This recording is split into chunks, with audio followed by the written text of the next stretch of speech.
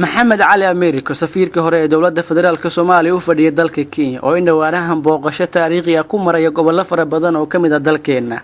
ayaa waxa uu ka hadlay socdaalka uu ku marayo deegaano iyo degmooyin ka tirsan gobollada dalkeena iyo sidoo kale soo dhaweynaha uu kala kulmay maamulada ka jira gobollada dalka qaarkood.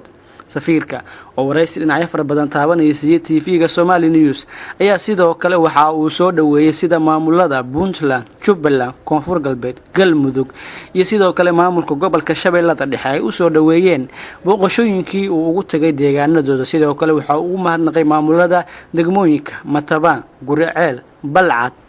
iyo sidoo kale Warshiiq waxaana uu ka hadlay arrin ay la yaabeen inta badan bulshada Soomaaliyeed qaarkood inta samaha jecel arrintii uu sameeyay gudoomiyaha gobolka Hiiraan ee dowladda federaalka Soomaaliya Cabdi Fataax Xasan Afrax taasi oo uu u diiday safiirka inuu galo gobolka. waxa uu ku amray safiirka iyo wafdi ka tirsan maamulka gobolka Hiiraan oo marayay degmada Matabaan kuna sii jeeday magaalada madaxda gobolka Hiiraan in safiirku uu telefoon u soo diray maamulka gobolka ku sameeyashooda uu ku amray in safiirkii hore ee dowladda Soomaaliya aanu gudaha u soo galin Beledweyne. isagoo arrimahaasi ka hadlay safiirku waxa uu sheegay intaasi ay tahay wax aad looga xumaado uuna sheegay inuu xaq u leeyahay in uu maxkamadda la tiigsado maadaama uu yahay muwaadin xaqna u leh inuu booqdo degmo kasta oo kamid ah dalkiisa aan jirin shakhsiyaad ka hor istaagi kara kormeerka uu ku marayo gobolka. aan ka tagay Guriceel waxaan tagay Matabaan ruwaaye waan rabay inaan tago maamulkana ma aha waa hal nin waaye waa gudoomiyaha gobolka Shabeellada Dhexe Cabdi Fataax ayaa Hiiraan gudoomiyaha gobolka Hiiraan Cabdi Fataax ayaa diiday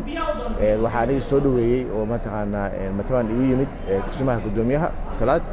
iyo duqa magaalada Beledweyne iyo odayaal kale si fiican ay soo dhaweeyeen marka ma la dhihi karo maamulka waaye dad kale Hiiraanna hadda arrintaas way uga tacsiyeen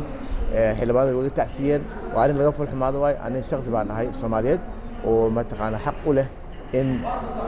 aan mataqaana tago meel kasta oo ka tirsan Soomaaliya dastuurka ayaa dhigaya qof Soomaaliya la celin kara ma laha arrintaasna waa arrin aad loogu xumaado laakiin waxaan inaan iska xariiqo in reer Hiiraan odayaashooda ururka haweenka dhalinyarada mataqaana xildhibaanada kulli ay ku xumaadeen arrintaas insha Allah ta'ala waana tagay Hiiraan insha Allah ta'ala madhow. laakiin ma isweydiisay gudoomiyaha gobolka sababaha uu ku didina magaaladii aad booqato gobolkii aad tagto wala waxa la yaabo ay asal wadiinaya mataqaana anigana arrintaasna waa saas ugu maharayo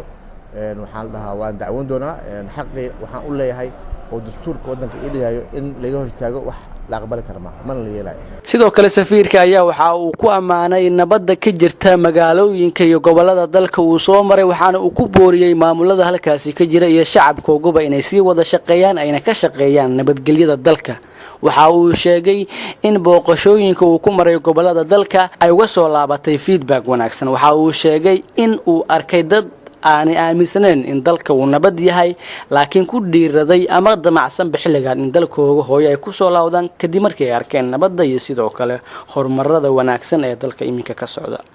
Idruus Maxamuud Imaan, Somali News TV, Muqdisho.